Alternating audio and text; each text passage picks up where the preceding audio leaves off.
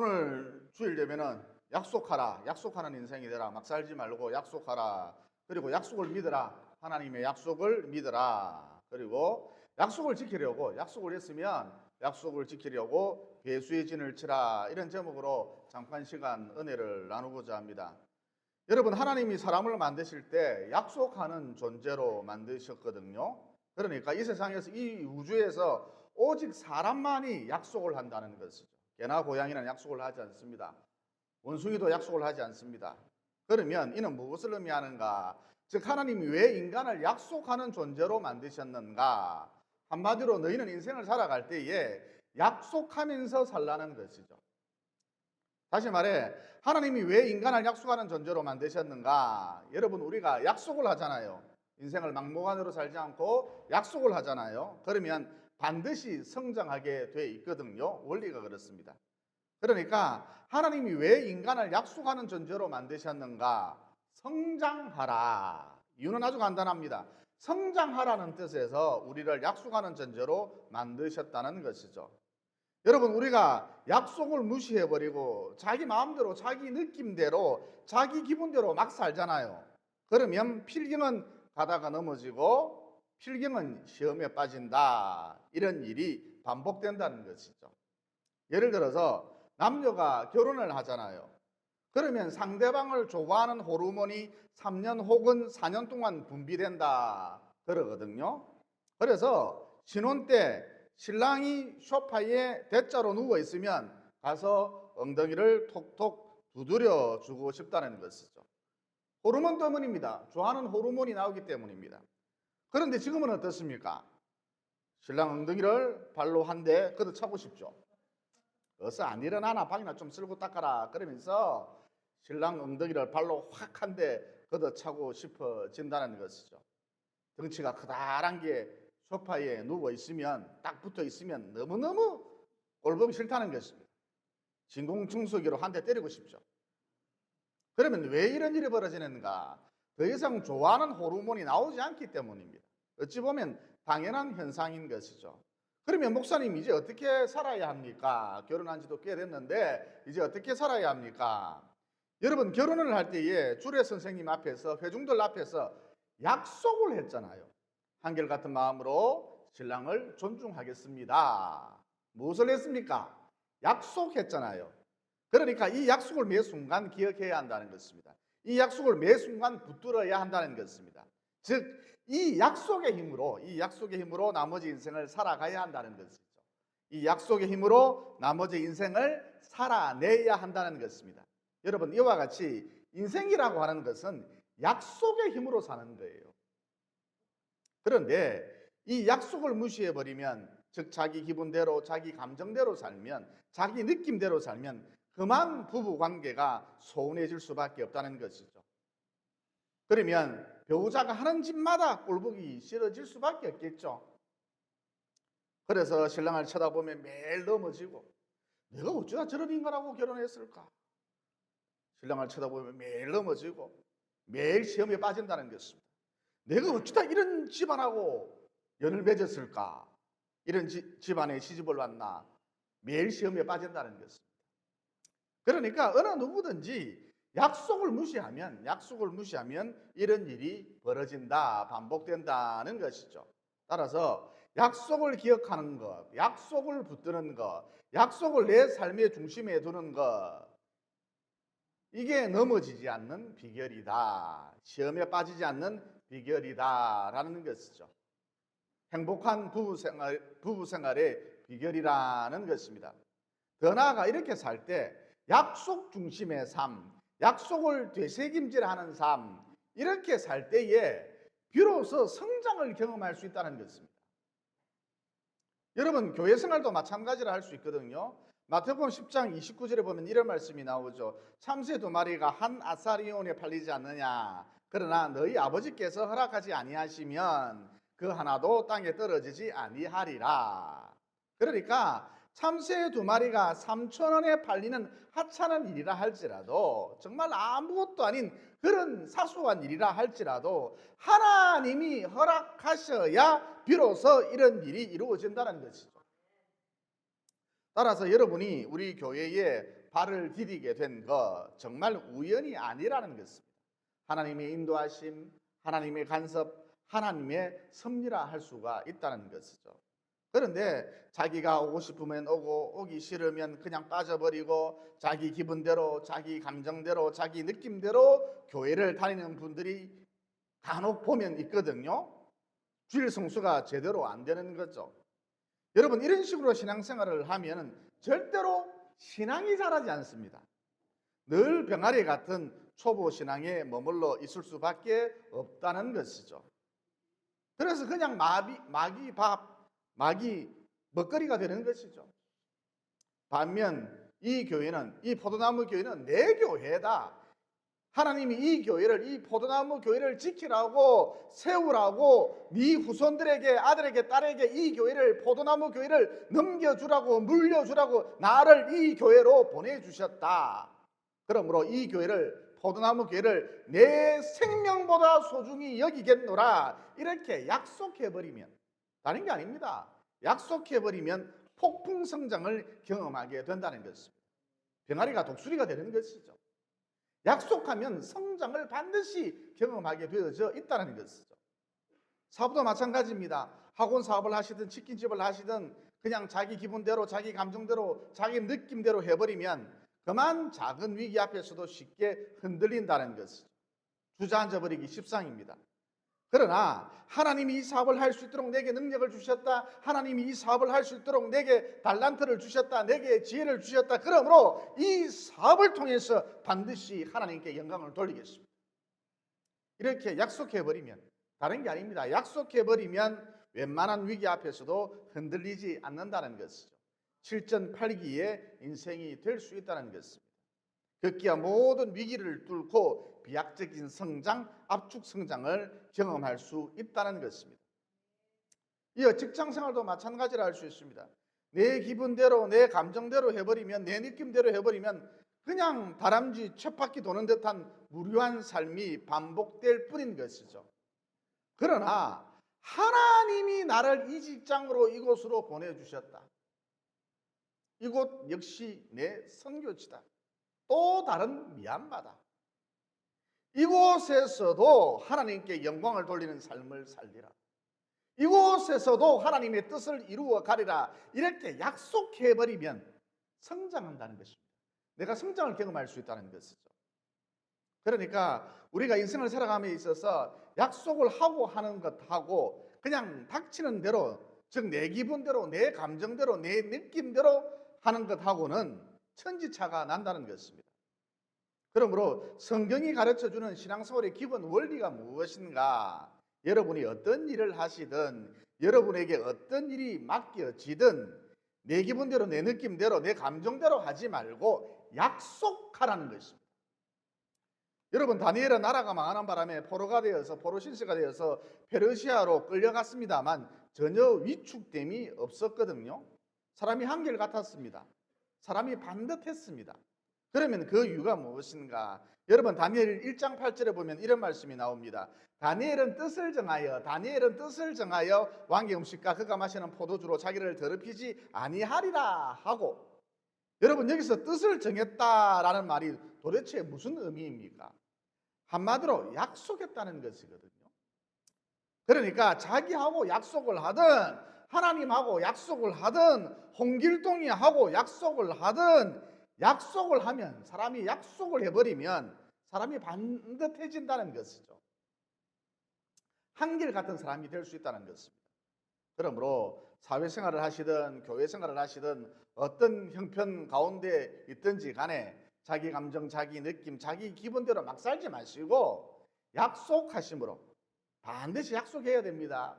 약속하심으로 압축 성장, 고도 성장, 비약적인 성장, 마치 병아리가 독수리가 되는 것처럼 비약적인 성장을 경험하게 되시기를, 그리고 다니엘처럼 반듯한 신앙의 거장들이 모두 되시기를 예수님 이름으로 진심으로 축원을 드립니다. 그 다음 약속하는 것, 약속하는 삶, 이것도 중요하지만 약속을 믿는 것, 하나님의 약속을 믿는 것, 이것도 너무너무 중요하다는 것입니다. 여러분, 일반적으로 내가 상대방을 무시하잖아요. 그러면 즉각적으로 내 마음 가운데 두려움이 생깁니다. 왜냐? 상대방도 나를 무시할 것이다. 즉각적으로 이런 생각에 사로잡히기 때문입니다. 어느 누구든지 다 그렇습니다.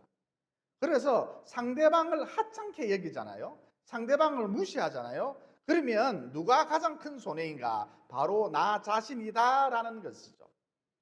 어쨌든 결론이 무엇이냐? 무시하면 두렵고, 무시하면 반드시 두렵습니다. 무시하면 두렵고, 믿으면 내 속에 평안이 임한다는 것입니다. 원리가 그렇습니다. 그러니까 제가 이 앞에 앉아 있는 소집사님을 믿어주잖아요. 그러면 이 앞에 앉아 있는 소집사님이 어떤 말을 하든지 간에, 어떤 행동을 하든지 간에, 심지어 뒤에서 나를 욕한다 할지라도 그것과는 아무런 상관없이 제가 소집사님을 볼 때마다 제 마음 가운데 평안이 넘실거린다는 것이죠.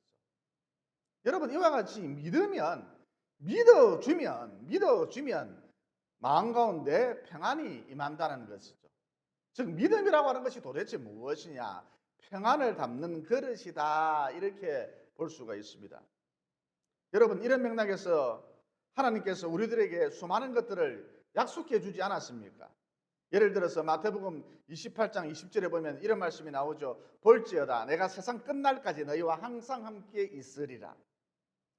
또 마태복음 7장 7절로 8절에 보면 이런 말씀도 나오거든요. 구하라 그리하면 너희에게 주실 것이요 찾으라 그리하면 찾아낼 것이요 문을 두드리라 그리하면 너희에게 열릴 것이니 구하는 이마다 받을 것이요 찾는 이는 찾아낼 것이요 두드리는 이에게는 열릴 것이니라. 또 마태복음 7장 9절로 11절에 보면 이런 말씀도 나오거든요. 너희 중에 누가 아들이 떡을 달라 하는데 돌을 주며 생선을 달라 하는데 뱀을 줄 사람이 있겠느냐? 너희가 악한 자라도 좋은 것으로 자식에게 줄 알거든 하물며 하늘에 계신 너희 아버지께서 구하는 자에게 좋은 것을 주시지 않겠느냐?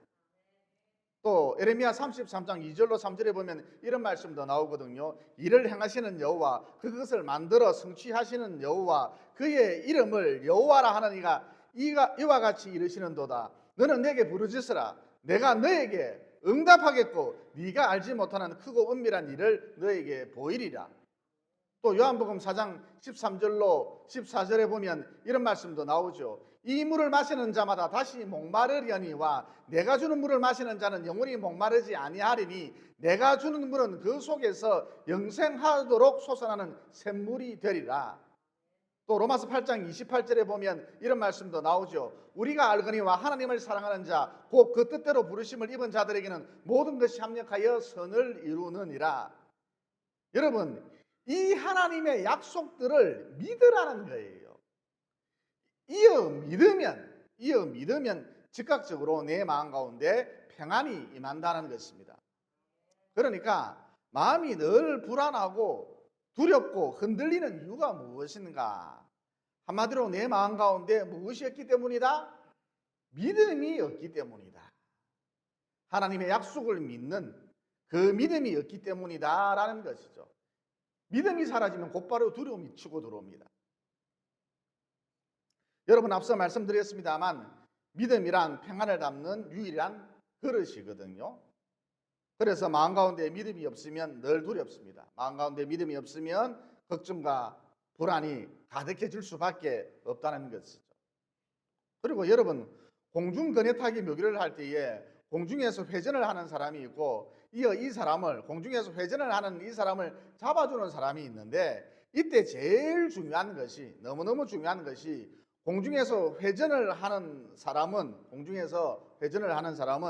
자기를 잡아주는 사람을 100% 신뢰해야 한다는 것입니다. 이어 그러면 박수갈채를 받을 뿐만 아니라 멋있게 안전하게 묘기를 마무리 지을 수 있다는 것이죠. 그러니까 아무리 담력이 센 사람이라 할지라도 공중에 떠 있으면 비록 몇 초 상관이지만 본능적으로 약간 팔을 허우적거리게 돼 있거든요. 그런데 공중에서 회전을 하는 분들 보면 묘기를 하는 분들 보면 공중에서 팔을 쭉 뻗은 채 가만히 있습니다.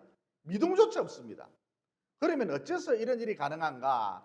자기를 잡아주는 사람을 100% 신뢰하는 법, 이것을 꾸준히 연습했기 때문이다라는 것이죠. 그러므로 하나님의 약속을 믿으려고 자꾸 예를 쓰시고 믿는 연습을 하시라. 여러분 근육을 키우려면 헬스장에 가서 반복해서 운동을 하면 되잖아요. 그러면 믿음이 생기려면, 믿음의 근육이 생기려면 어떻게 해야 하느냐? 자꾸 성경을 소리내어서 읊조리는 일을 반복할 때에 비로소 믿음의 근육이 생기거든요. 어쨌든 이렇게 하나님의 약속을 믿으려고 자꾸 믿는 연습을 하시라. 또 내 믿음 없는 것을 도와달라고 자꾸 기도하셔서 마침내 믿음의 거장, 믿음의 자이언트, 믿음의 거인들이 모두 되셔서 그 어떤 외풍 앞에서도 흔들리지 않고 마음의 평안이 가득한, 마음의 평안이 충만한 위대한 신앙인들 모두 되시기를 예수님 이름으로 진심으로 축원을 드립니다. 그리고 누가복음에 보면 회당장 야이로의 딸이 죽었는데 그때 예수님께서 회당장에게 무엇이라고 말씀을 하셨느냐? 두려워하지 말고 믿기만 하라. 믿기만 하라. 제발 믿음을 가지라. 그리하면 딸이 구원을 얻으리라. 살아난다는 거예요. 예수님께서 죽은 야이로의 딸을 살리셨잖아요. 여러분 이 스토리를 통해서 얻을 수 있는 메시지가 무엇입니까? 믿는다라고 하는 것, 하나님의 약속을 믿는 것, 믿는 연습, 이게 굉장한 어마어마한 능력이구나. 왜냐? 믿을 때 기적이 일어나니까. 믿을 때 죽은 사람도 살아나니까. 그러므로 우리가 약속하는 것도 중요하지만 하나님의 약속을 믿는 것, 이것 너무너무 중요하다는 것이죠. 여러분 우리 예수님께서 십자가에서 운명하시기 직전 어떤 일을 하셨습니까? 아버지여 내 영혼을 부탁하나이다 그러셨거든요. 그러니까 하나님을 믿었다, 하나님의 약속을 믿었다라는 것이죠. 이어 그 결과, 믿은 결과, 믿음의 결과 어떤 일이 벌어졌습니까? 예수님께서 죽은 지 3일 만에 부활하셨죠. 또 하늘로 승천하셨습니다. 또 지금은 하나님 보좌 우편에 앉아 계시거든요. 그러니까 믿을 때 다른 게 아닙니다. 믿을 때 이런 놀라운 일이 벌어졌다는 것입니다. 그러므로 방금 말씀드렸듯이 약속하는 것도 중요하지만 하나님의 약속을 믿는 것, 이것 너무너무 중요하다는 것이죠. 그 다음 약속을 지키도록 예를 쓰라는 것입니다. 본문에 보면 엘리사가 엘리야와의 약속을 지키기 위해서 자기 생계의 수단인 소를 잡아서 마을 사람들과 나누어 먹었죠. 심지어 농기구들까지 죄다 태워버렸습니다. 여러분 엘리사는 엘리야를 따라다니면 제자훈련 같은 것을 시켜줄 줄 알았거든요. 그런데 이런 것은 하나도 없고 그냥 선생님이 엘리야가 잠바만, 겉옷만 하나 달랑 던져주고 하늘나라로 올라가 버렸습니다. 그래서 엘리사가 크게 실망했을 수도 있었을 거예요. 어쨌든 지금 엘리사에게는 아무것도 없습니다. 소도 없고 농기구도 없습니다. 여러분 엘리사는 본래 농사꾼이었는데 소도 없고 농기구도 없다. 이게 무슨 의미입니까? 이제 엘리사는 다시는 농사꾼이 될 수 없다는 것이죠. 되돌아갈 수 없는 그런 강을 건너버렸다는 것입니다. 이제 엘리사는 무조건 선지자로서의 삶을 살아야 한다는 것이죠. 그러니까 약속을 했으면 이 약속을 지키려고 배수의 진을 치라는 것입니다. 소도 잡아먹어버리고 농기구도 불태워버리고 죄다 불태워버리고 한마디로 배수의 진을 치라는 것이죠. 약속을 했다 그러면 배수의 진을 치라는 것입니다. 그러면 능력 있는 주님의 종료로서 아낌없이 쓰임받을 수 있다는 것이죠. 여러분 왜 내 삶 가운데 능력이 나타나지 않을까요? 하나님을 체험해보고 싶은데 왜 내 삶 가운데 하나님의 영광이 나타나지 않을까요? 한마디로 약속을 지키기 위해서 배수의 진을 치지 않았기 때문입니다. 적당히 신앙생활을 했기 때문입니다. 그러니까 매일 한 시간씩 기도하기로 자기와 약속했으면, 하나님과 약속했으면 지진이 일어난다 할지라도 기도해야 하는데 그만 좀 바쁜 일이 생기면 여기에 정신이 팔려버린다는 것이죠.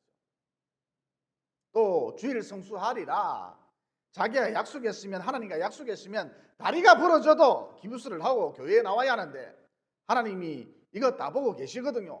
다리가 부러져도 기부스를 하고 교회 나와야 하는데 그만 시들시들 귀차니즘에 빠져서 예배를 경히 여긴다는 것이죠. 여러분, 세상 사람들은요, 교회에서 바자회 한다 그러면 박수를 쳐줘요. 잘한다고. 짝짝짝짝짝. 여러분, 세상 사람들은요, 교회에서 노인잔치 한다 그러면 또 박수를 쳐줘요. 잘한다 그러면서 짝짝짝. 교회에서 무슨 짓을 하는지 간에 웬만하면 세상 사람들은 다 박수를 쳐줘요. 잘한다 그러면서. 교회에서 심지어 노래 자랑한다 그래도 잘한다, 교회 참 잘한다, 짝짝짝짝 박수를 쳐줘요. 그런데 교회 사람들이 모여서 예배 드린다 그러면 와 쓸데없는 짓을 하노 그럽니다. 다른 거는 다 박수를 쳐주는데 교회에서 모여서 예배 드린다 그러면 인상을 써요. 쓸데없는 짓 한다고. 그러니까 예배가 도대체 무엇이냐? 마귀의 씨앗이냐, 마귀의 종자냐, 하나님의 백성이냐, 하나님의 자녀냐, 이것을 구분짓는 잣대라는 것입니다. 그게 바로 예배입니다. 이런 맥락에서 하나님은 믿는데 주일 성수는 안 한다. 하나님은 믿는데 예배는 안 드린다. 내가 하나님은 믿거든요. 그런데 예배는 잘 안 갑니다. 이런 분들은 과연 하나님의 자녀일까 의심스럽다는 것이죠. 어쨌든 주일 성수하리라, 예배하리라 약속했으면 배수의 진을 쳐야 하는데 이걸 소홀히 여긴다는 것이죠. 그래서 내 삶 가운데 좀처럼 능력이 나타나지 않는 거예요. 그 하나님을 체험하기 어렵다는 것입니다. 여러분, 중세시대 때 스페인의 코르디스 장군이 스페인 국왕에게 남미 정복을 약속을 하고 유럽 최초로 500명의 부하를 이끌고 500명의 부하들을 이끌고 11척의 배를 타고 멕시코에 도착을 했거든요. 그런데 코르디스의 부하들이 겁을 먹고 앞으로 나아가지를 않는 것입니다. 전진을 하지 않는 겁니다. 그래서 코르디스 장군이 어떻게 했느냐? 11척의 배를 모두 불태워버렸습니다. 따라서 이제 전진하지 않으면, 코르디스의 부하들이 전진하지 않으면, 앞으로 나아가지 않으면 살 방법이 없는 거죠. 그래서 코르디스의 부하들이 단번에 멕시코를 점령할 수 있었는데, 여러분, 스페인이 잘했다 잘못했다, 멕시코가 잘했다 잘못했다, 이게 중요한 게 아니고요, 배수의 진을 치니까 일이 이루어지더라는 것입니다. 여러분, 세상 일도 이러할진데 우리가 하나님과 약속을 하고 이어 이를 지키기 위해서 배수의 진을 친다면 우리가 감히 상상도 못했던 어마어마한 일이, 굉장한 일이 우리 인생 가운데 펼쳐질 수밖에 없겠지요. 여러분, 과거 미스터 션샤인이라고 이병헌 주연의 드라마가 큰 인기를 끌었습니다. 여러분, 그 드라마에 보면 이병헌이 주인공이죠. 이병헌이 자기 총에 총알을 딱 한 발만 가지고 다녔습니다. 그래서 이병헌이 일본 군인들에게 쫓길 때 자기가 가지고 있던 이 총알 한 발로 미국 대사관을 향해 총을 쏘았지요. 이에 깜짝 놀란 미국 군인들이, 대사관에 주둔하고 있던 미국 군인들이, 무장한 미국 군인들이 때를 지어서 우르르 몰려 나왔습니다. 그래서 일본군과 대치하는 일이 벌어졌거든요. 이어 그 바람에 이병헌과 여자 주인공의 목숨을 건질 수 있었습니다. 그러니까 여러분, 한 발이라는 의미가 뭐예요? 정말 필요할 때, 정말 기묘한 때, 정말 이 한 발이 딱 필요한 그곳에 정신을 집중하고 또 집중해서 쏘겠다는 의미잖아요.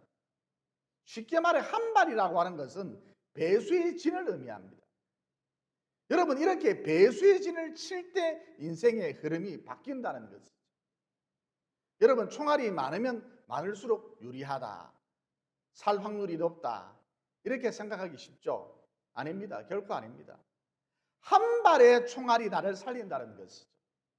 간단하게 말해서 죽고자 하면 살고, 살고자 하면 죽습니다. 여러분, 이것은 진리입니다. 그러니까 여러분, 인생을 살아가실 때에 저는 하나님 외에 다른 대안이 없습니다. 그럴 때에 배수의 진을 칠 때, 즉 한 발의 총알이 오히려 나를 살려주고 더 나아가 이 한 발의 총알이 하나님의 살아계심을 체험할 수 있도록 해준다는 것이죠. 그러므로 하나님과 약속을 하고 이 약속을 지키기 위해 배수의 진을 치는 것, 이게 능력 있는 삶의 비결이라는 것입니다. 하나님의 영광이, 하나님의 능력이 내 삶 가운데 나타나는 비결이라는 것이죠. 여러분, 우리 교회를 지을 때에, 건축할 때에 어느 날 에스더 집사가 저를 찾아와서는 목사님, 교회 본당에 음향시설을 해야 하는데 돈이 없습니다 그래요.